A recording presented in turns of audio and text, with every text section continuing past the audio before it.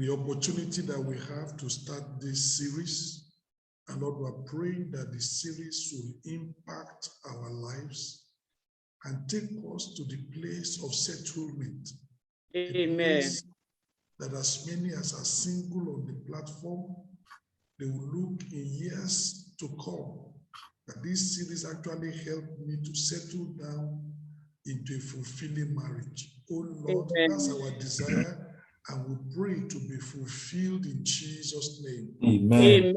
Lord, we Amen. pray that you will use this series to enlighten, to empower your people in Jesus' name. Amen. Eyes of Amen. understanding. Yes, Lord. In Jesus' mighty name, we pray. Amen. Amen.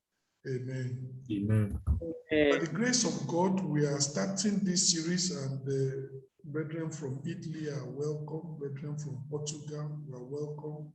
Brethren from Turkey, you are welcome. Some from Spain, and our brother from Austria, you are welcome. And brethren from Greece, and I'm sure the brethren, I think I saw the pastor also from Israel.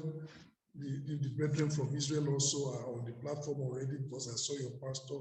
You are all welcome. It's meant for those who are single. Of course, some of the brethren that are fellowshipping already on this platform, they are married. They can still gain quite a lot. Now, the outlines are going to be fresh outlines, not the outlines you have before.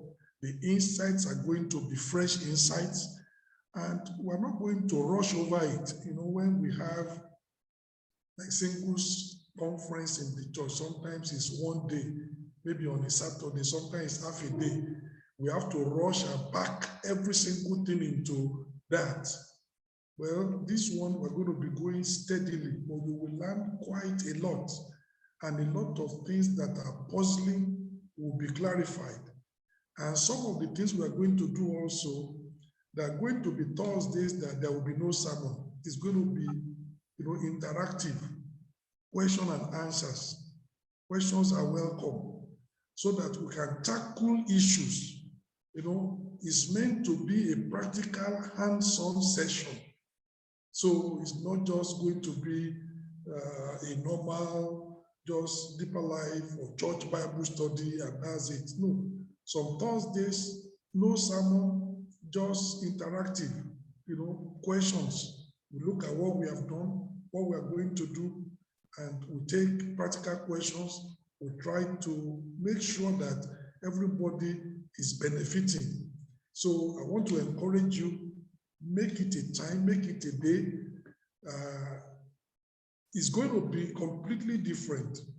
Tonight, what I want to do is I'm looking at a message on marriage, together to conquer. What is marriage all about? If I'm going to be talking about singles getting into marriage, we need to talk about when you get into marriage, what is it exactly all about? Because some people, their understanding of marriage is a bit deficient, is a bit defective. And if your understanding or your view of marriage is not as God wants it to be, then how are you going to get into the proper marriage that God intends for you? It will be very difficult. And for those who are new to the platform, I'm sure that the outline is on the chat. You can download it, so that you can follow. So tonight we are looking at marriage. What is marriage all about? Together to conquer. If we are to summarize marriage, we can summarize it in those words: together to conquer. God's intention is that marriage is to be a partnership that accelerates progress and multiplies results. Can you look up? If, let's say, as a brother, your productivity is 9, as a sister, your productivity is, let's say, 8. When you come together, God does not expect your productivity to be 17, 9 plus 8. No, God is expecting that productivity to be over 20, 25, 30. because that partnership should accelerate your progress. That togetherness should multiply your results. If that does not happen, something is wrong with that marriage. It's not the way God intends for it to be. God intends that that marriage should enhance your life as a man, enhance your life as a woman. The two of you come together and your productivity and progress is greater than just adding the individual productivities. That's the way God intends for marriage to be. That's why marriage is beautiful. It just makes you to be better than who you are. When I look at my life, I mean, if by God's grace, in another 2 weeks, my marriage will have been 30 years. In 30 years of marriage, what by the grace of God I have achieved in marriage is far more than what I could have achieved on my own alone. And the same thing could be said for my wife. And the two of us coming together, what we've been able to achieve in the kingdom of God, influence, in empowerment, impact on people, impact on our families, is been much more than each person could have achieved individually. And that's what it's meant to be. So marriage is a positive thing to your life. So as we are looking tonight, begin to look at marriage, because some people think marriage is a bondage. Marriage is not a bondage. Well, marriage is different from the single life, but it's something different. It's not that there are things you are going to enjoy in marriage. There are things that you are going to have to give up, yes, because of the nature of marriage. But that doesn't mean, and as we go on in this message, in this marriage series, I'm going to talk about the beauty of the single years. When you are still single and you are not married, what are the benefits of the single life? We're going to look at it. What should you be doing during the single life? Because by the time you get married, those things you will not be able to do them anymore. It's a time and a life lost and lost forever. The single years, there are things you can do. The marriage years, there are things to do. So don't just spend your single years waiting to get married. That's a waste. There are things God expects you to achieve during your single years. And we're going to be talking about that so that you don't see singleness as a curse. It's not a curse. It's just another state. Being single is a state. Being married is a state. When you are single, there are things that God expects you, to achieve. When you are married, there are things that God expects you to achieve. There are different states with different results, with different, conditions. But they can be part of our lives and all of them productive. So number one is for us to understand that God's intention is that marriage is to be a partnership that accelerates progress and multiplies results. So as you are wanting to get married, you evaluate your life. If you're on level 10, you are blessing God and say, God, I'm on level 10, but I'm sure that by the time I get married, I'm getting to level 13, because that marriage is going to accelerate my progress. That marriage is going to multiply my results. There is an input coming from my partner that I will never have had if I was single. That's important. That's what marriage is meant to be. 2 heads are better than one. They are meant to be better than one. And the result of the union is expected to be more than the sum of the individual parts. Very, very important. We need to come into marriage with this positive vision, with this positive mentality. Approach marriage bringing in your strengths and endowments. Marriage is for complementing one another and strengthening one another. So number one, as we look at marriage together to conquer, number one is that the two of you are combining your might for a better fight. That's what you are doing. When you come together in marriage, it's a combined might for a better fight. Marriage is a spiritual union that results in a stronger, more productive entity than the individual parts. Look at what the scripture says in Leviticus chapter 26, verses 7 to 9. Leviticus 26, 7 to 9. This is what marriage should be doing in our lives.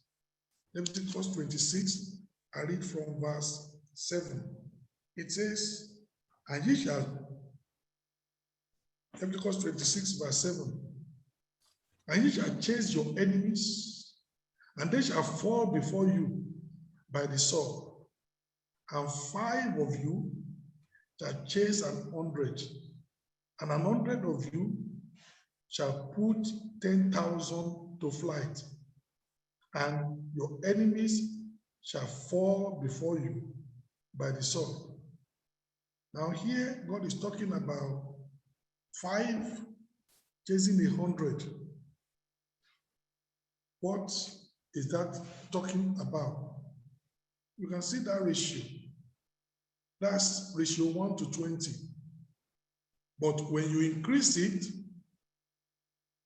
instead of 5 people, 100, you should have said we should multiply the result by 20. But God says no.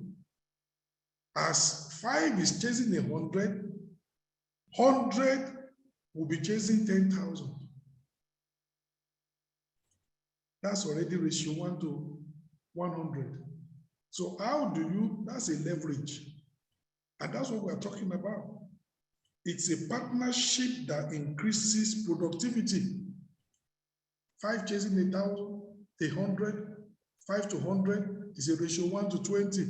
And 100 putting 10,000 to flight, 100 to 10,000 is a ratio 1 to 100. Marriage establishes God's covenant with you, and it lifts you to a plane of more fruitfulness and productivity. That's what it's meant to be. So look positively towards marriage. Marriage is going to enhance your life. Marriage is going to enhance your output. Marriage is going to take you to a higher place. That's God's design for marriage. Well, many of us know marriages that have failed, people that are not happy in marriage. Unfortunately, they are not fulfilling God's desire for marriage. That's not God's will. Something went wrong somewhere. We can't tell unless you are interviewing those people and seeing how they got into the marriage. And that's what we want to avoid. As we go through this series, you will know how to get into marriage in a proper way. You're not getting to marriage because your mommy says, now you are 39, time is going, social pressure. You're not getting into marriage because you say, Pastor, I thank God I'm a Christian, but one of these days I don't want to fall into sin. You don't want to get into marriage because of sexual pressure. That's not the right reason to get into marriage. People that get into marriage for those reasons, you will get into a wrong marriage and you will not fulfill God's purpose. Because you're just going to marry anyhow in order to solve a present pressure. But that may not be for your long-term benefits. So we're going to be looking at all this so that you marry for the right reasons. You marry the right person. You marry, with the right, purpose. And then things can work the way it ought to work. And what we'll be sharing with you, 30 years of happy married life, 30 years of productive married life, 30 years of, bliss. I don't have any regrets, not one day. I did it God's way, and I'm enjoying what God says marriage should be. And you can. So the first thing is you combine your might for a better fight. 2 are better than 1. They have a good reward for their labor. That's what God wants to do. Look at also in Deuteronomy chapter 32, verse 30. Deuteronomy chapter 32, verse 30. Deuteronomy 32, Verse 30.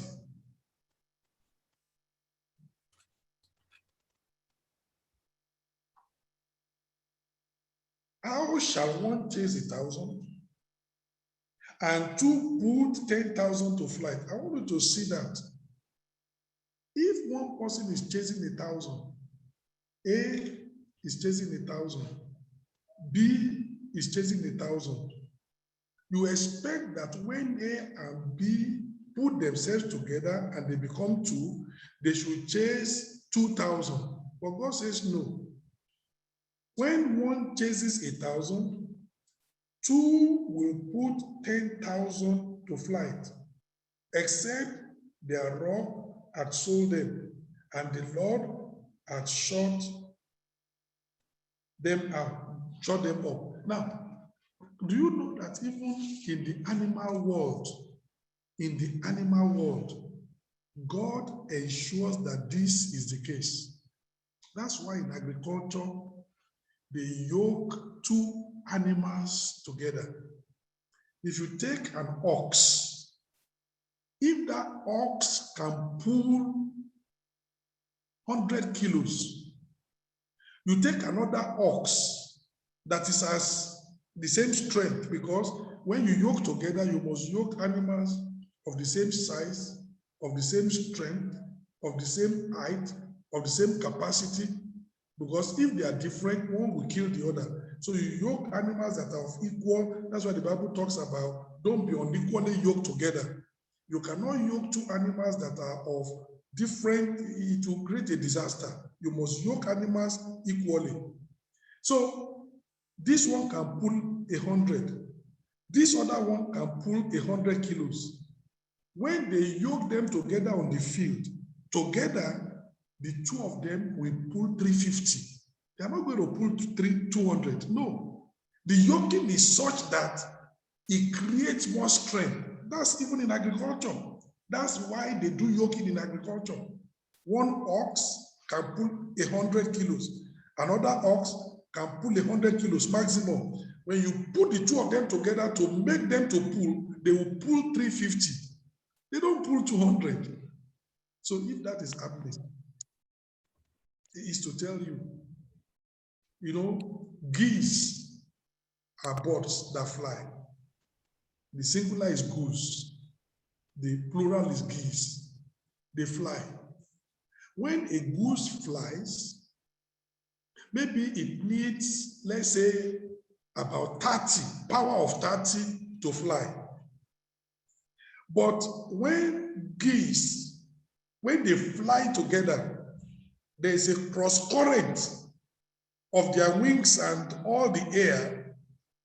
Each individual needs less to fly. Individually, you needed 30 to fly. When you fly together, because of the extra power provided by the cross current, that geese will fly the same flying with 22.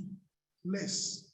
It requires less power to do the same job because of the cooperation, because of the cross current.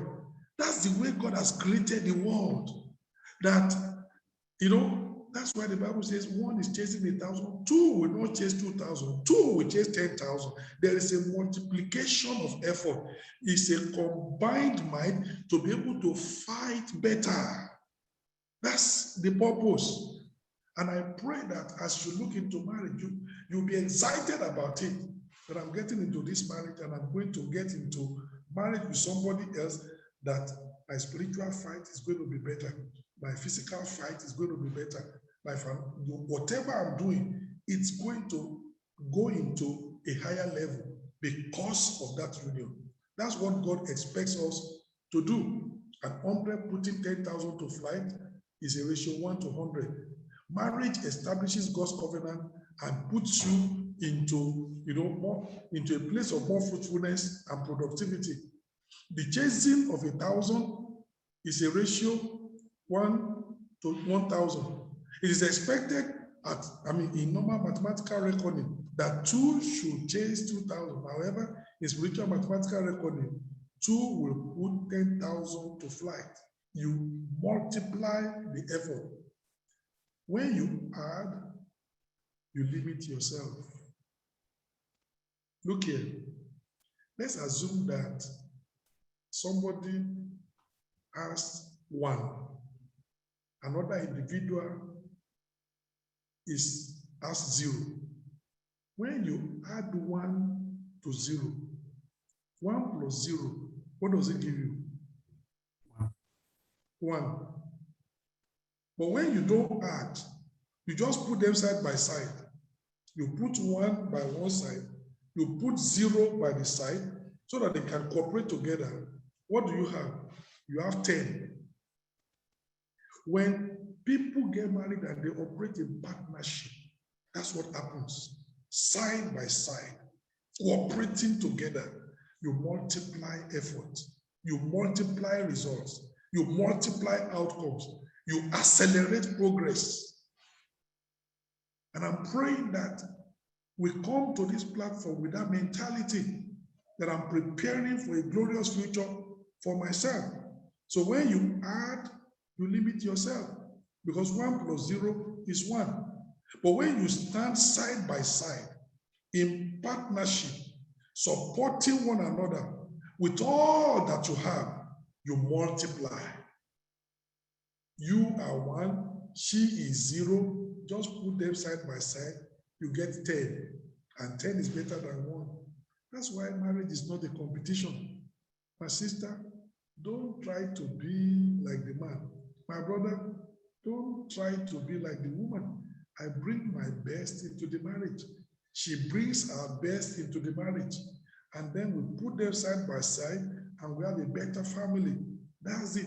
No competition among ourselves. No. And we allow whoever is best in the family to contribute that. You want to decorate the house. I'm not the best to decorate the house. Because if you are not careful, I will put yellow here and red there and black. When you come there, they will ask you that which madman decorated this house. Then they say it's that man. My wife has a better sense of color, and her hands up. You have a better sense of color. Just give us the best in this family without any competition. That's important. But you know, when it comes to the area of, let's say, books to read to empower us, this and that, authors that are good, they give me a free hand because possibly I've read more than all, and I can say, you know, in this area, these books are good, this author is good, in this area, in this area, in this area, in this area. I recommend books for my children, recommend books for my wife, buy books for them, no complaint, because they know that in that area, I'm good. Just bring your best to the family. It's to the advantage of the family, no competition. There are some men, they want to do everything in the family. You limit that family. It means that the best that that family can have is limited by what you have. Your wife is not contributing. That's a loss. And that woman has so much she can add in that family. Let her be able to contribute. By contribution, our contribution, the family becomes better quality, better output, greater productivity, more accelerated progress. As a result of that, there is no need. You don't need to compete with your wife. Don't need to compete with your husband. Just be yourself. Just know that I'm bringing my best into the family. You are bringing your best into the family, and we put the two together side by side, and we have, more quality in the family. That's the way it should be. And I pray that the Lord Himself will help us in Jesus' name. Amen. So when you combine your might, the enemy will, no enemy will be able to stand before you. Is it Satan? Is it poverty? Is it bitterness? Nothing will be able to stand before you. Maybe you don't understand when Jesus Christ said that if two of you shall agree, as touching anything, it will be done. It's a power of partnership. And we talk about prayer of agreement in the church, and that's it, prayer of agreement. But we are talking about the concept is the concept of partnership. If two of you will agree It will be done of my Father who is in heaven. Talk about partnership in marriage. Talk about husband and wife that understand this concept. Satan cannot be a match for you. Poverty will be forgotten. Bitterness and all the things, you will overcome all those things with ease because you have combined your mind for a better fight. And I'm praying that as you come to this series, you are seeing that this is what marriage is all about. Combining my mind as a brother with the sister I'm going to get married to for a better fight. As a sister, and you are coming and saying, I'm going to combine my mind with the brother I'm going to get married to for a better fight. And I pray the Lord, he said, he will do so in Jesus' name. Amen. Look at 2 Samuel chapter 10. Let me show you what it's all about. 2 Samuel chapter 10. Marriage is about combined might for a better fight. 2 Samuel chapter 10, I read from verse 9. 2 Samuel chapter 10, from verse 9. When Joab saw that the front of the battle was against him, before and behind, he chose of all the choice men of Israel and put them in array against the Syrians. And the rest of the people he delivered into the hand of Abishai, his brother, that he might put them in array against the children of Ammon. And he said, I want you to see that Joab and Abishai, they were working in partnership. Now look at what Joab said. He is focusing on that. Abishai is focusing on that. Then he told him and said in verse 10 and verse 11, and he said, if the Syrians be too strong for me, then thou shalt help me. But if the children of Ammon be too strong for thee, then I will come and help thee. Be of good courage, and let us play the men for our people and for the cities of our God, and the Lord do that which seemeth him good. We're working in partnership. You don't leave me, I don't leave you. As I'm facing the enemy on this side, if you are winning the battle and you have spare capacity, you join me and you help me.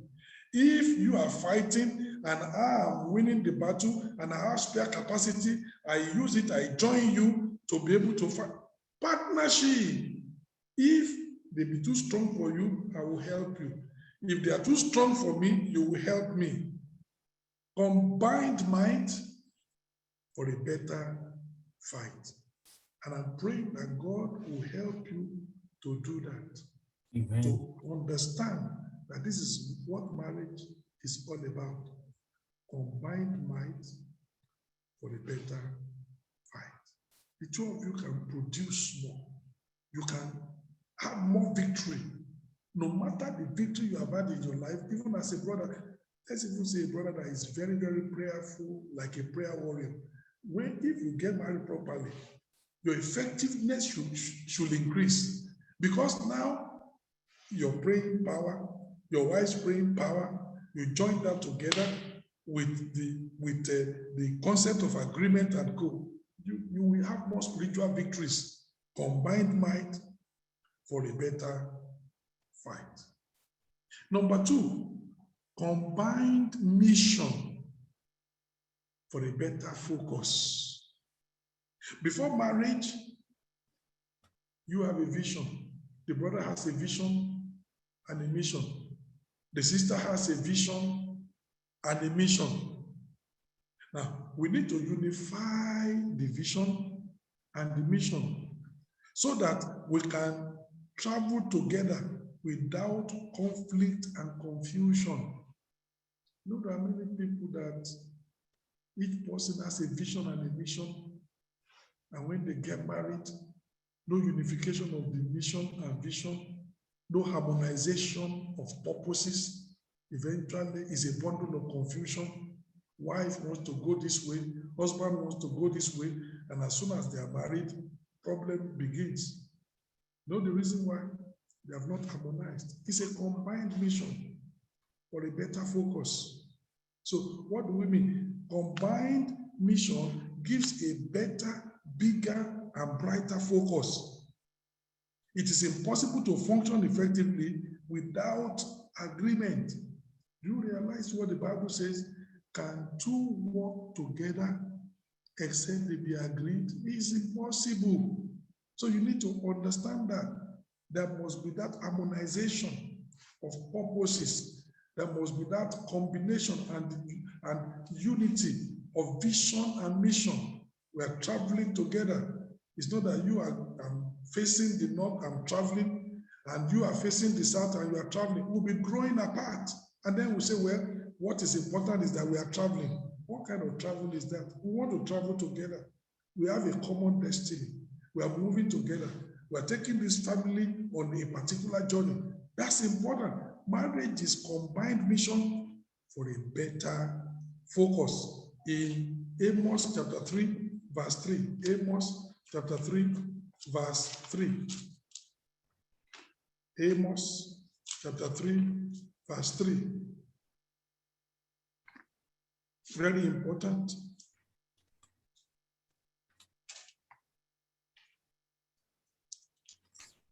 It says, can two walk together except they be agreed? That question is not answered, but the answer is obvious. It's a rhetorical question. Two cannot walk together, they must agree. Otherwise, you are going to have conflicts of vision, conflict and confusion of mission. You are going to have chaos of purposes. And each purpose may be good, but you may not be able to realize all at the same time. So what do? There needs to be that. In Matthew chapter 18, verses 19 and 20. Matthew chapter 18, that's the principle of agreement that we have talked about. Matthew chapter 18, verses 19 and 20.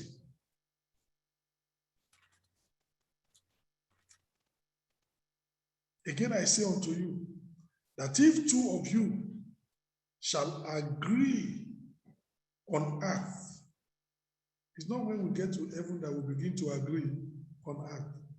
If two of you shall agree on earth as touching anything that they shall ask, it shall be done for them of my Father, which is in heaven. For where two or three are gathered together in my name, there am I in the midst of them.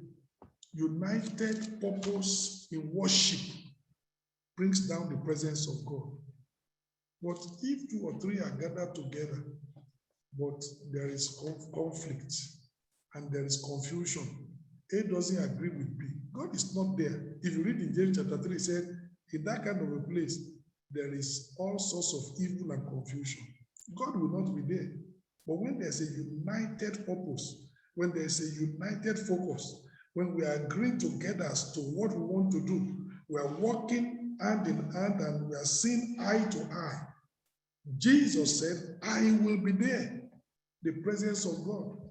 That's what it brings. So combined mission for a better focus.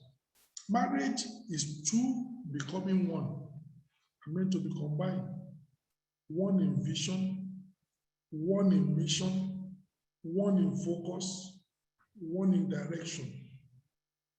Therefore shall a man leave father and mother, cleave to the wife, and they two shall become one flesh. Combined mission for a better focus. To create harmony and understanding in the family, we need to walk by the same rule, to mind the same thing. You know, sometimes people ask the question and say, Pastor, I'm going to, I go to Deeper Life, but I've seen a sister in another church. Can I marry her? There is nothing that says you cannot marry her, but there must be combined mission for a better focus. Otherwise, that family is going to disintegrate later. Says, Pastor, what do I mean? Let me give you this example. You get married together. You are coming to deeper life. She is going to another church eventually. Now, in our church, throughout this month, we have declared it's a month of global evangelism. We must go out every time, everybody, every evening. We must reach the world for Jesus. And there is nothing wrong about that. That's the focus of the church. So we come on Sunday, we emphasize evangelism, and that every day we must gather together. We join ourselves 2 by 2. We go out for massive evangelism. During that same week or during that same time, in the church where your wife is going, and then the pastor says, in this church, in fact, we love the family.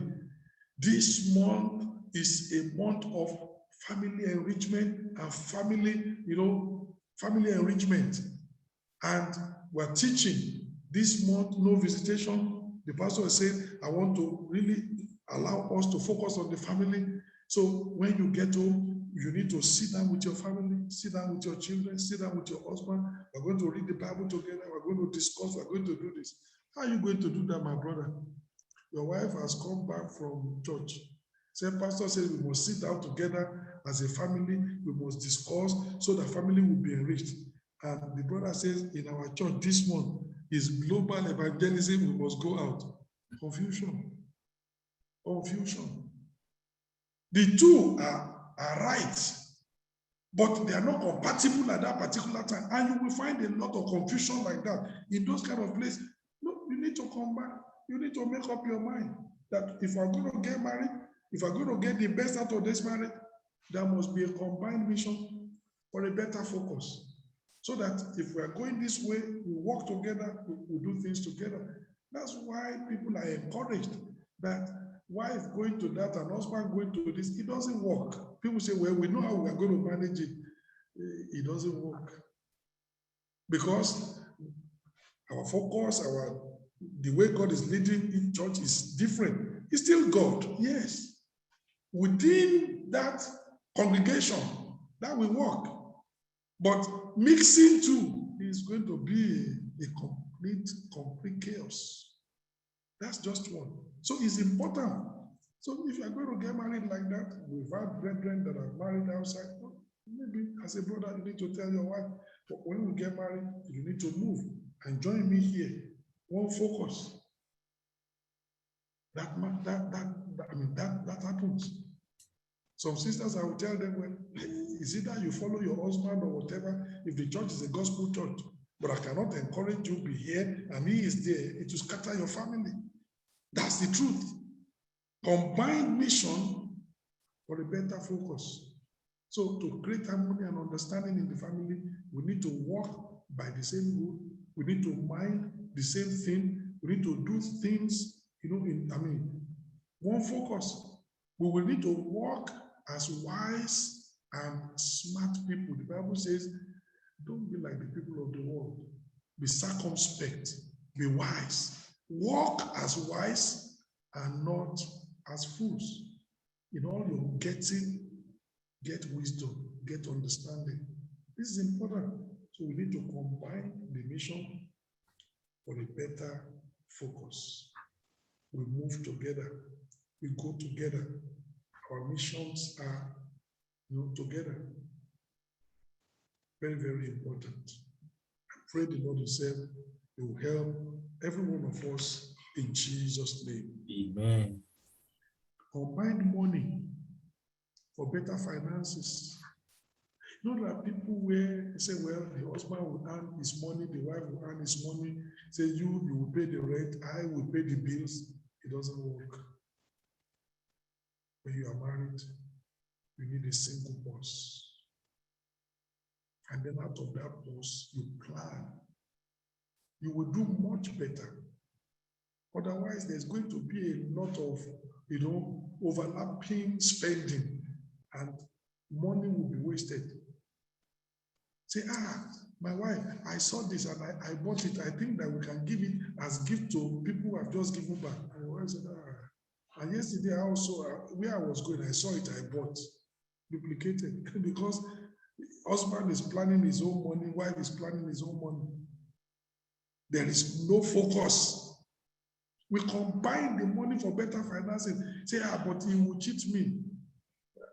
I hope that you are born again, that you're a real believer. This series is for those who are born again. You are transparent and honest. There is no hidden agenda. We come into the family and everything is on the table. Complete.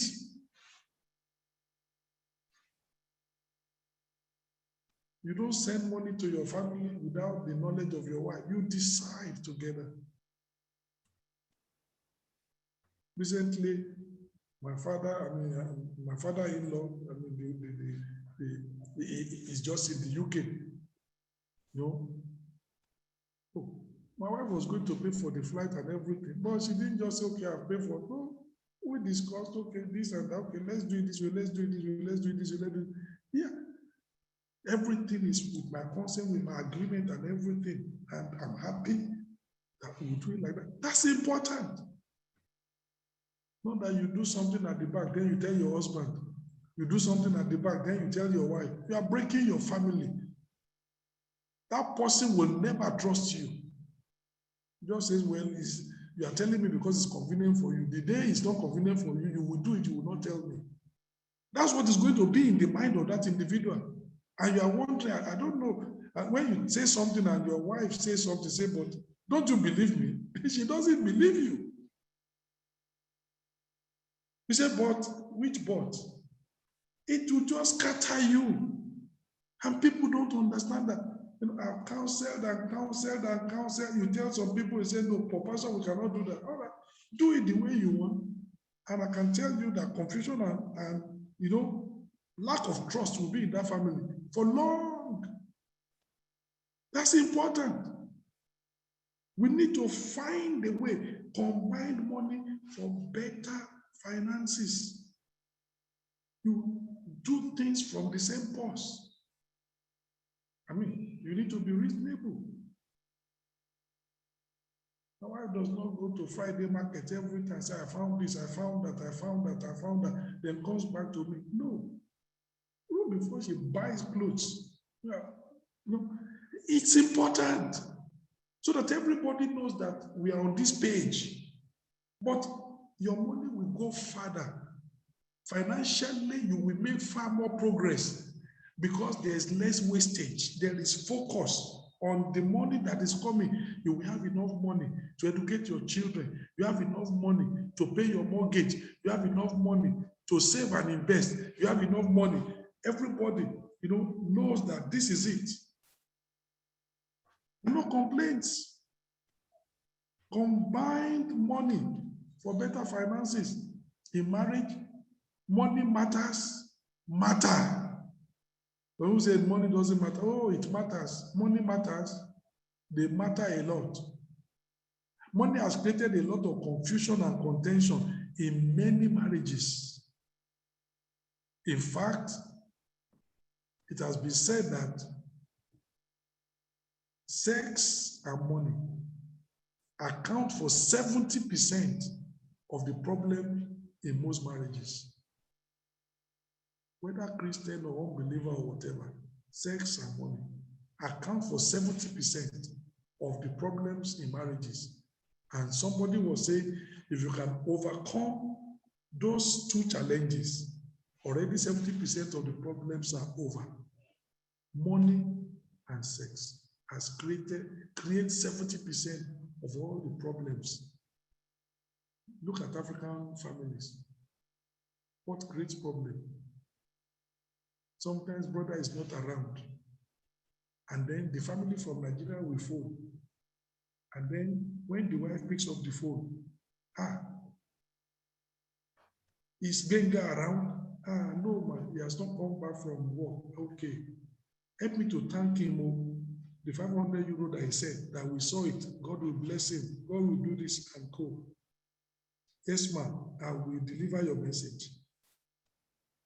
This was Benga. And yesterday, the wife is saying, there's no rice in the house. So I don't have money. They have 2 children. There's no more provision in the house. I have no money. But now he has sent 500 euro to the family back at home. And then they now phone. The phone came into the hand of the wife. Wahala starts. Ataka starts. And then he said, I don't know why my wife is behaving like that. How will she not behave like that? Do you know that you could still discuss with your wife and you could still do that thing if it's very, very important with her consent without her being bitter? I remember some time ago, we had a need in the church, big need. And my wife, we had decided that we wanted to renovate our bathroom in Manchester. It was falling apart. So she put some money together. She wanted to renovate that bathroom. But there was a big need in the church in Italy and things were so tight. So I just told her, I said, please, we need to suspend that bathroom for the time being. That money we want to use for the bathroom, please send it down. And eventually, my wife sent it down, that this is the need, this is the need, this is the need, without any bitterness. We are in the ministry together. We are to help the kingdom together. But you know what God did? That week, the materials that she was supposed to buy for the bathroom, she got better materials, brand new materials, free of charge. God just made that provision, free of charge. If you come to that bathroom today, you say, wow, this is really what was used in that bathroom. We got it free of charge and brand new. Together. I won't do it at the back. She must not do it at the back so that there is complete transparency. Everybody knows what is what. Very important. Combine money for better finances. Don't be secretive. Too much money. It's not the money. The Bible says that the love of money is the root of all sorts of evil. Not money. Money is neutral. Money is not bad. Money is not good. Money is morally neutral. It is the love of money that creates problems. Do you know why the rich have more problems? They have too much money. The wife will tell the husband, you cannot be ordering it around. You don't carry me here in this house. I have the money I can spend. So she's going south. The husband is going north. And they are growing apart. The money they have is pulling them apart. So too much money, when they don't combine it, will create problem. How about those who don't have? Poverty again creates tension in the family, fight, hardship in the family. So at the end of the day, again, those who have problems because they have. Those who don't have problems because they don't have. All about money. But, there's a way we can combine what we have together, contentment in God. I say, we thank you for what you have provided for us. We are believing you for more, but God, we thank you for this, and we manage it. The family will be smooth. Things will move on. Combined money for better finances. Too much money has led to independence, and partners have grown apart. Lack of money has led to unusual tensions and acrimony, creating bitterness and delusion in many marriages. Marriage should lead to cooperation and interdependence. The earning in the family must be pulled together as family income. A budget is created and followed for the common good. That's important. You saw what they did in Acts of the Apostles. They that had land, they sold it and they brought it and they created a common pool, and out of that, everybody's need was met. We must do that in the family. You pool the resources together for the common good. It's not just me now. It's not just my wife now. It's the family. Me, my wife, and the children. We're carrying everybody together. Okay, we're going to put this aside for the education of the children. We're going to put this aside to pay the rent. We're going to put this aside, for offering in the church. This is our tithe, this offering. These are another set of money to be able to use in helping the brethren. We plan everything together. Very important. We are heirs of God and joint heirs with Christ. We are heirs together of the grace of life. All the Father's resources and assets are ours. When the Bible says we are heirs of God and joint heirs with Christ, who is a joint heir? When a father has two children, those are joint heirs. All that the father has belongs to the two of them. No one can say, I own it all. No, they are joint heirs. Both of them combined together, they own that asset. Later, the inheritance can be divided if need be, but they are joint heirs. And the Bible says we are joint heirs with Christ. What belongs to Christ belongs to us. We enjoy it together. The grace of God, the protection of God, provision from God, power from God, joint heirs with Christ. And you know what the Bible says? You and your wife. Look at it in 1 Peter chapter 3. When you are married, a husband and wife, what does God call them? If you understand the concept of an heir, then you understand this. 1 Peter chapter 3. 1 Peter chapter 3. I read to you verse 7. The Bible says, likewise, ye husbands, dwell with them according to knowledge, giving honor unto the wife as unto the weaker vessel, and being heirs together of the grace of life, that your prayers be not hindered. We are heirs together of the grace of life. It's a joint asset. And your money should be treated like that, a joint asset for the common good of the family. By the grace of God, like I said, in 2 weeks' time, my marriage will be 30 years. Myself and my wife, we have never argued over money for once in 30 years. Everything is on the table. I give my ideas, she gives her ideas. We look at the need of the family, education of the children, extended family to help, rent we have to pay, our responsibilities in the church. Brethren, we have to, to be able to still help, give a helping hand to. Now, this is the resource we have. How are we going to distribute it? And everything is done that way. 30 years, no quarrel and arguing over money. Never. Everything is on the table. My brother, there are men. The wife does not know how much is in the account. The wife does not even have access to the account. For many years, my bancomat card was with my wife. She has the code. What are you hiding? What are you hiding? Everything is there. Complete transparency. So if somebody came now and told my wife that your husband gave me 500 euros, my wife can never believe. Where is the money coming from? All the money is there.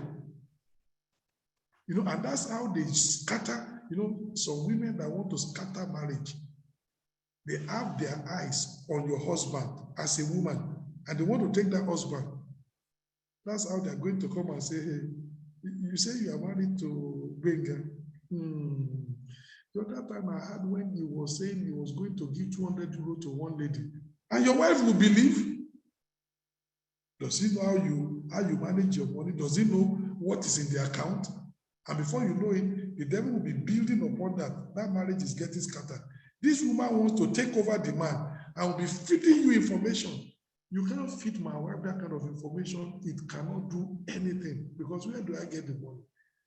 You know, you can put your life in such a way that even, rumors or whether people mean it, whether it's a deliberate act or whatever, it cannot have impact upon your family because you are so transparent to the letter.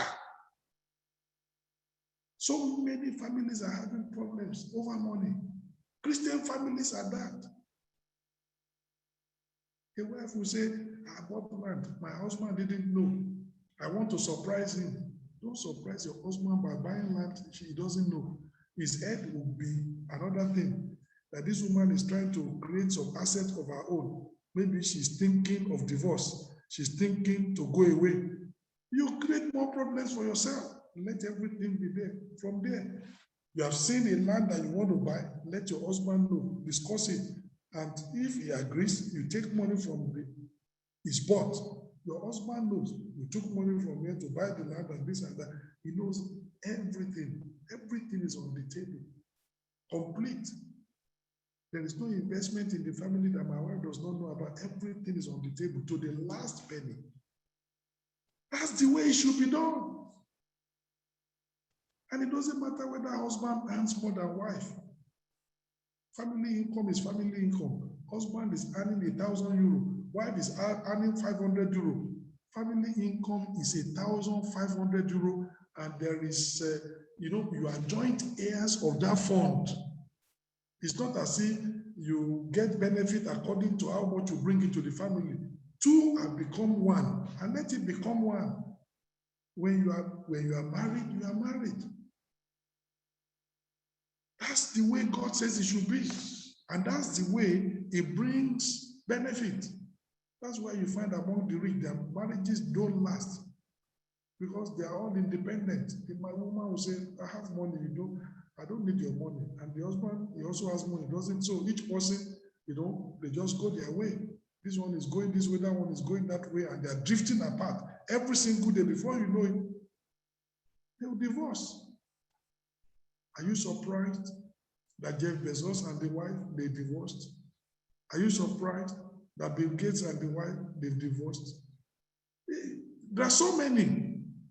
In fact, the top men in the world, the top billionaires in the world, out of the 10 top billionaires in the world, 7 are divorced.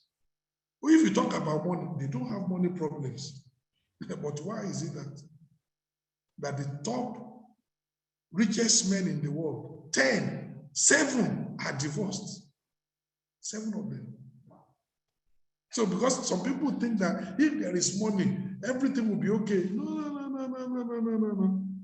If there is money, everything may not be okay. Money doesn't solve all the problems. In fact, money can create more problems than it should be if you don't know how to handle it. But combined money for better finances, it makes all of you to be subject. You can discuss.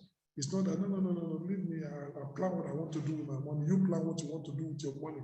There is no dialogue, there is no communication, there is no interdependence. Each individual is independent. That marriage will collapse. When you pull it together, there is interdependence. I can't spend without your consent. You can't spend without my consent. We have to cooperate together. We have to plan together. We have to manage the money together. It brings closeness. You see yourself as one. And this is what will be happening in the Christendom. And I'm praying that as we move on, as we begin to see all these principles, your mentality will begin to change as an individual. And you are going into marriage, you know what you are going into, a proper Christian marriage. We are heirs of God, we are joint heirs with Christ, we are heirs together of the grace of life. But don't let's be heirs together of only of grace. Even of the physical resources, we must be heirs together. Combine your ability to earn money. Combine your wisdom in managing and investing money to have better finances in the family. Let me give you an example. Why combining money for better finances? And then take, for example, for a long time, because of my pastoral work and because of the challenges in Italy, I have not earned any income, so to say. Most of the money that has come into the family has been from my wife. But then, does it mean I don't contribute to the family? I do. Oh, I have knowledge. My wife earned income. There was an investment. She was the one that put all the money in the investment, but I'm the one that discovered the investment and then did everything. What she earned, what she put in the investment is £8,000. That investment today is over £200,000. That's my contribution. I have knowledge. What to do to multiply that money. Bring your skill to the table. So she can't say, but you are not earning money. Of course not. There's another investment. That one, put it bit by bit, it was £6,000. Today, I found that investment. Okay, let's put money here. You are making the money. We put it. That investment today is £92,000. Have I contributed financially to the family? Yes. If she earns £8,000 and there is no wisdom to multiply it, it's going to remain £8,000. One day we will blow it, we will finish it. All right. I am not bringing money in. All right. She is bringing money in. Okay. But wisdom to manage and invest that money, I am bringing it in. She brings, that's what, because it is one family. Remember what I said? We are combining for a better effort. All my investment knowledge, if there is no money to invest, 0 times 100 is 0. 0 times 1,000 is 0. 0 times 1 million is 0. But remember also, if she makes money and there's no wisdom to multiply, 8,000 will remain 8,000 forever. You are limited. But let her bring in the money she's earning. Let me bring in the wisdom to invest and to manage that I have. Let's join it together. We arrive at a better point. With that one, instead of £8,000, we have £200,000. That can help the family. We can do this, we can do that, we can do that. That's how it's meant to be. Combined money for better finances. Sometimes the husband is the one earning the money, but the husband does not have the skills to manage the money. Foolish spender. But you have a wife. She's a full-time housewife, but that woman is very smart. That woman is very wise. She can manage that money. Even if she's not earning money, she will manage the money. What you could have been able to spend €100 to do, your wife with €70 will do exactly the same thing. She has saved you €30. Let her use that wisdom. Combine it together. And if the two of you are making money, fine. If the two of you have that kind of wisdom, fine. But the thing is that we join it together. Join your knowledge together. Join the money together. Join your assets together and create better finances in the family. That's the way God has made it. That's the way God has made it. And let it work in your family. And I pray that the Lord Himself will help every one of us in Jesus' name. So combine your ability to earn money. If the two of you are earning money, combine that money. If only one is earning money, that's still the family money. Then wisdom in managing and investing the money to have better finances in the family. You can have better finances in the family, even when there's only one earner in the family. If you operate, according to divine principles, it will take you further. My family is a demonstration of that, and I thank God for that. So you need to understand. Last point, combined motivation for a brighter future. That's what marriage is all about. Remember where we started? Marriage is together to conquer. And you must make up your mind. This is what marriage is all about. Together to conquer. So you are going into marriage with with that kind of mentality, together to conquer. And God can do it in your life. Husband and wife are heirs together of the grace of life. Look at this one. Ahab combined his motivation for wickedness with Jezebel's passion for idolatry to create a dark and debilitating future for themselves. The Bible says that Ahab, the Bible says, who his wives stirred up, and he sold himself to wickedness. And the two of them wrought a lot of havoc in Israel because they combined their motivation, but in this case, for a darker future. Ahab's motivation for wickedness, Jezebel's passion for idolatry, in that dirty, deadly marriage, they joined it together, they led Israel away. And Jezebel was killing God's prophets, and Ahab was persecuting God's prophet. Told them, give Micaiah bread of affliction and the water of affliction until I come. Elijah was on the run. There were other people being executed. They joined it together, but it was a darker future. But in our own case, the husband can join his motivation together with the wife's motivation for a brighter future. It will get you to where, much more than where you could have been. If as a husband, with your effort, with everything, you could have reached 100. With the impact of your wife, you can reach 150.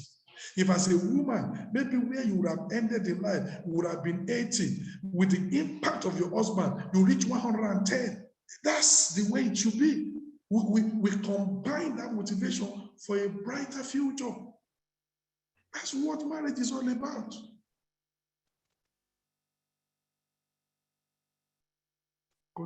Combine your motivation for life and your passion for righteousness to create a brighter future. Lift up yourselves, the two of you. Have you read the Proverbs chapter 31? The Bible says that virtuous woman, she will do her husband good all the days of his life. The Bible says the husband is a reputed man in the society. When people are, do you see that man? Is the husband of that woman? He is very lucky. Lucky? He is blessed. Somebody who is blessed is not lucky. He has been blessed. Say, that man is the husband of that woman. The man has reputation in the community. People are envying him. I wish I were married to a woman like that. She will do him good all the days of his life. Your wife is meant to do you good all the days of your life. Your wife is like an angel sent to be a blessing to your life. That's what my wife, I treat my wife like that, like an angel of God sent into my life to bless my life. That's the way I see my wife, and that's the way I treat my wife. I see her like an angel of God sent into my life to bless my life. And she has blessed my life. All the years of marriage, I bless God for that. That's the way it should be. That's the way it should be. You know what the Bible says? He that findeth a wife, findeth a good thing, and obtaineth favor from God. Do you understand what it means to obtain favor from God? It means your life is blessed. That's what marriage should be. And some people are so afraid of marriage, thinking, I hope. My brother, there is no need to hope. You can believe. You can believe for a glorious marriage. You can believe for a glorious marriage. My sister, you don't have to get into bondage. God can give you a husband that will take care of you. God can give you a, I'll tell you one thing. And with the permission of my wife, I didn't Later I knew the kind of family fully that my wife came from. So many marriages in her background, they don't work. My wife has aunties that are very rich. They don't pack into anybody's house. Men pack into their house. They are that rich. And when they finish with the man and there's a disagreement, they kick the man out of their house. For security reason, they don't move into any man's house. They are so rich and the man moves into the house. So if there's any, kicks the man out. And I didn't know that my wife also, even though a believer, my wife also had that kind of mentality. And we got married 1 year, 2 years, 3 years, 4 years. It was one day we were discussing and my wife said, you know what?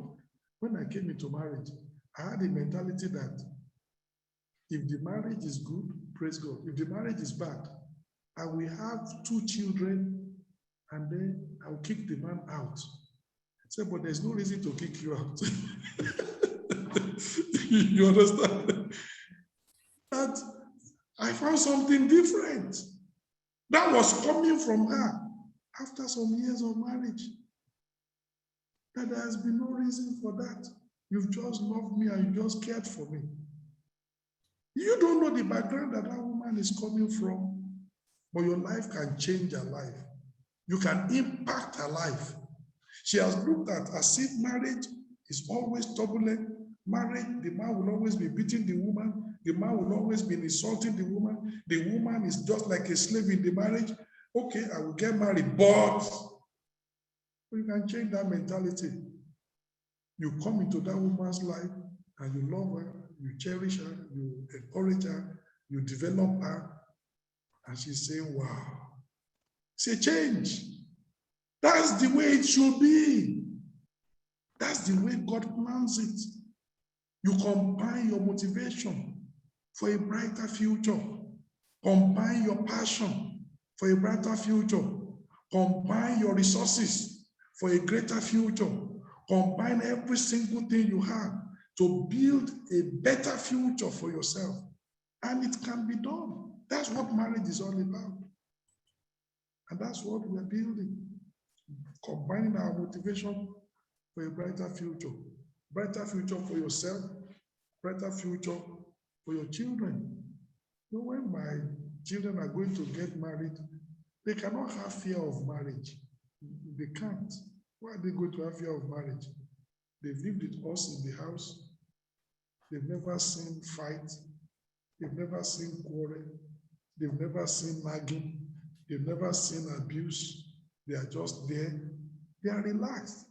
So many children, they've grown up emotionally traumatized because the fight between daddy and mommy, the argument between daddy and mommy has traumatized them. Many are afraid of marriage, that if this is marriage, I don't want to get married.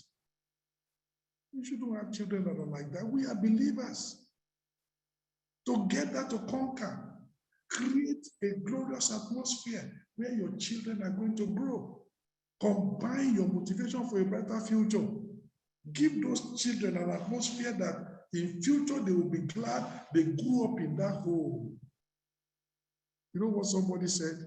If a child grew up in an atmosphere where there is fighting, that child learns to fight. If a child grows up in an atmosphere where there's appreciation and love, the child grows up to appreciate. You can create a molding environment. And that's part of it. Combine. I don't know why some Christians, domestic violence should never be mentioned in a Christian family. Never. Domestic family in a Christian family, never. Should not be once named in a Christian family. Never. We are believers. It's together to conquer, not together for conflict. It's together to conquer, not together for confusion. God is a God of peace, and that's what He wants. And we can make it happen. You need to understand, I'm not special. I'm reading the Bible the way you are reading the Bible. I'm hearing the Bible the way you are hearing the Bible. But I believe God and I put divine principles to practice and I'm reaping the result. We also can do the same.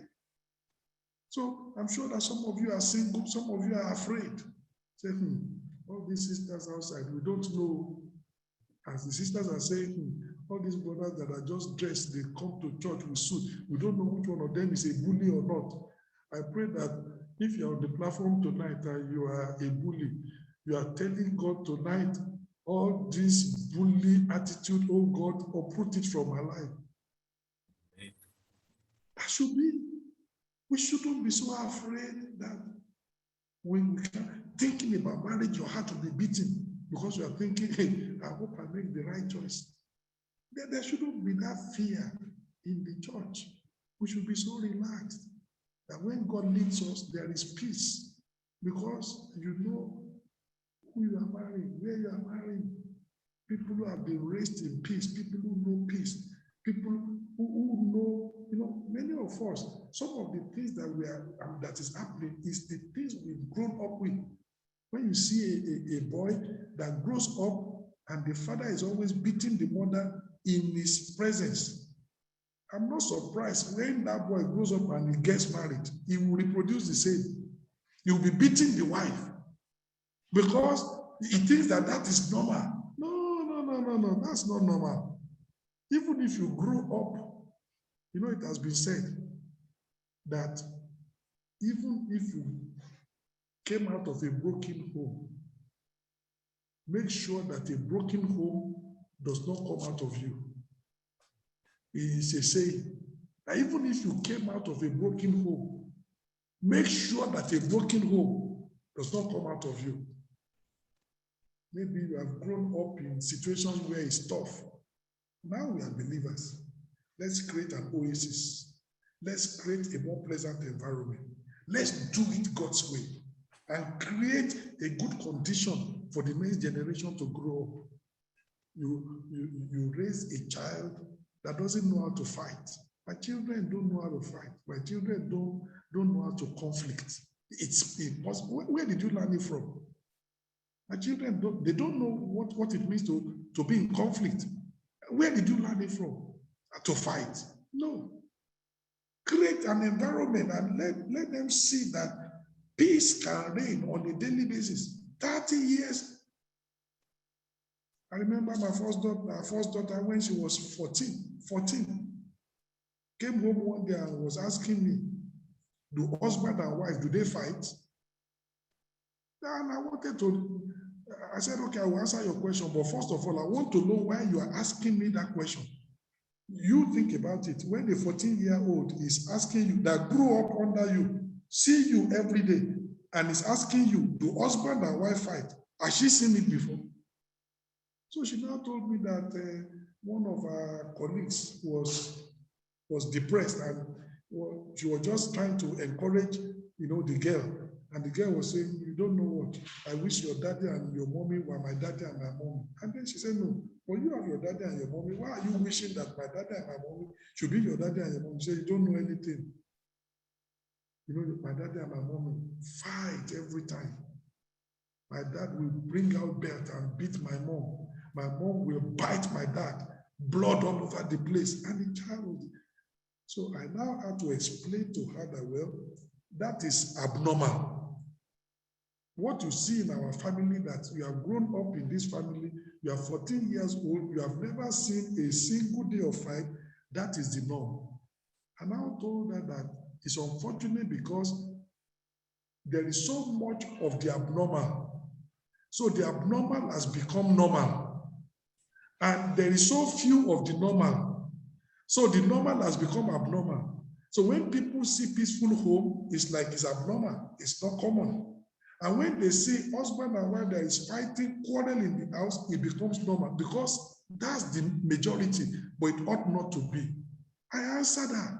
But the point I'm trying to make is that when a 14-year-old is asking you a question, do husband and wife, do they fight? That tells you something. The environment, let's create that environment and we can and we can. And I believe we're going to do so in Jesus' name. Amen. And as you come to this series every Thursday, of course, next Thursday will be at the Global Crusade, but the upper Thursday will continue. I'm sure you are going to learn so much so that you can get into marriage the proper way, so that you can enjoy marriage. You don't need to endure marriage. Marriage is glorious. Marriage can be glorious when it is done God's way. And I'm telling you, 30 years of marriage, I thank God for who I married. I thank God for what God has done. It's been a glorious journey. It's been an exciting journey. It's been a journey that I can be proud of. It's a journey I can tell anywhere. It's a journey that I use my life to counsel other people. It's not just quoting Bible. This is how we live in the family. And without any, no shame about it. Just tell it the way it is. Now, many people, they cannot use their life to counsel you because what you see outside is not what exactly it is. It shouldn't be. The Christian life should be a life where, peace all around. And I'm praying that this series is going to help us in getting into good marriages, Amen. solid marriages, Amen. peaceful marriages, Amen. purposeful marriages, fulfilling marriages, that somebody will look and say, God, I thank you the day you led me to marry this brother. Blessed be that day. Let the sisters be saying that. Not that the sisters are traumatized every time they are sad and they're thinking, why did I even marry this brother in the first place? Why did I make a mistake? My brother, how should your wife be thinking is a mistake to marry you? And that's a shame. That's a shame.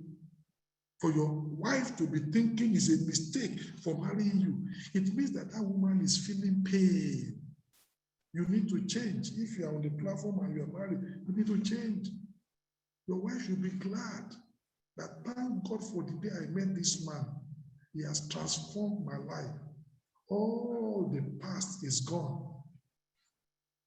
My wife is more relaxed, like I told you. My wife said she was thinking she would just get married, have 2 children, and if the marriage doesn't work, or the man just kick the man out or just walk away. She was the one that told me, I said, there was no need. I'm not a bully.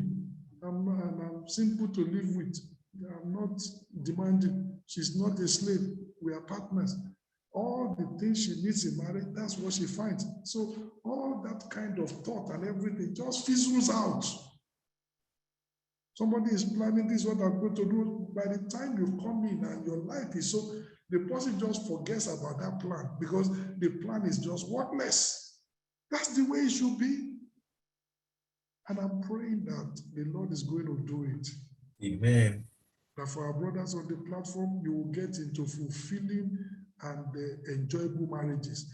For our sisters on the platform, that God will do it. You will go into marriage where you are loved, where you are cared for. Some of you maybe in the time past will be brutalized. Some of you have been jilted, by unthinking and useless men, and your heart is already broken. God will send you somebody that will heal that broken heart. Amen. That by the time you get into that relationship, all those sorrows of the past, they just melt into insignificance. And you just say, thank God, because this is a new life begins. And we can see, some of our sisters, very beautiful, but because of what they've gone through, you see them, they are dull, morose.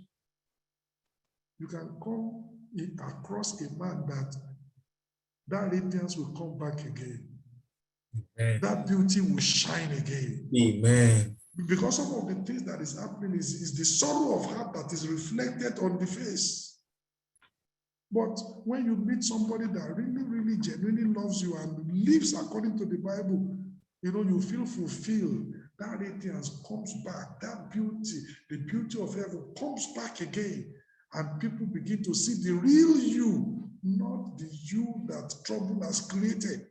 And I'm praying that the Lord himself is going to do it in Jesus' name. Amen. So let's make it a day.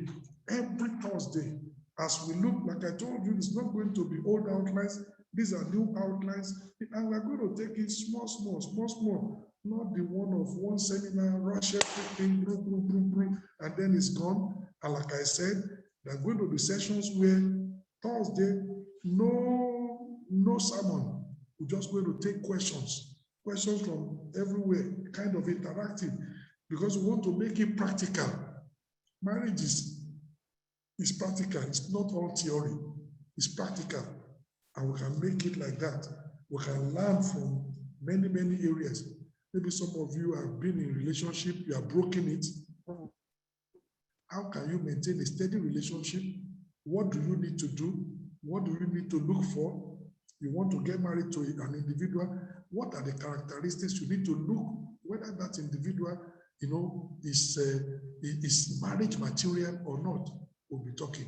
How can you make yourself, even yourself, a marriageable individual, marriageable man, marriageable individual? We'll be looking at all that. I pray the Lord himself, he will help us. Let's rise up and pray for tonight and tell the Lord to help us, Marriage together to conquer. That's the purpose of marriage. Together to conquer. You want to combine your mind as a sister with the brother you are going to marry, combined mind for a better fight. You want to combine your mission, my brother, with the sister you are marrying, your mission, your vision, your purpose in life for a better focus. You want to combine your money for better finances, and you want to combine your motivation for a brighter future. And the Lord can do it. And the Lord can do it. If you have been broken-hearted because of past disappointment, God is going to take away that broken-heartedness, and He's going to help you. He's going to lift you out of depression. He's going to encourage you. He's going to bring somebody that will, that will fulfill your dreams. Somebody that will make marriage the way God wants it to be. God can do it, and God will do it in your life. Believe Him. Begin to pray and say, God, I want to get into a marriage that I will experience this together to conquer. Marriage that accelerates my progress. Marriage that multiplies my output and my result. Marriage that increases my happiness. Marriage that makes me to be more fulfilled. Marriage that takes me to the place of destiny. Marriage that enhances my spiritual life.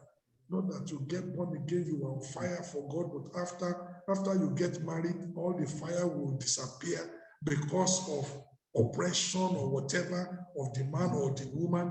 Everything just dies down. No, marriage that will make your fire for God to increase. Things are better. Spiritually, you are more sensitive and sharper. Financially, you are better. Physically, you are more productive. Every single thing about you just goes up. One is chasing 1,000, two chasing 10,000. That's what it should be. Combined together to conquer. You are heirs together, and God Himself, He will do it. That's what marriage is all about. And we're going to be exploring the single life, the beauty of the single life, and other things like that. How to get prepared, how to know God's will in marriage, and all the things that are there. We're going to be looking at all that, especially a series for the singles, those who are not married.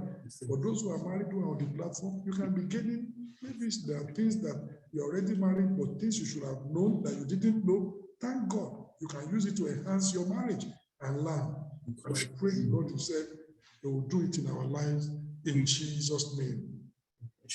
In Jesus' mighty name, we pray. Amen. Heavenly Father, we thank you for this series that is just starting for our brethren, series of marriage. Marriage is so important.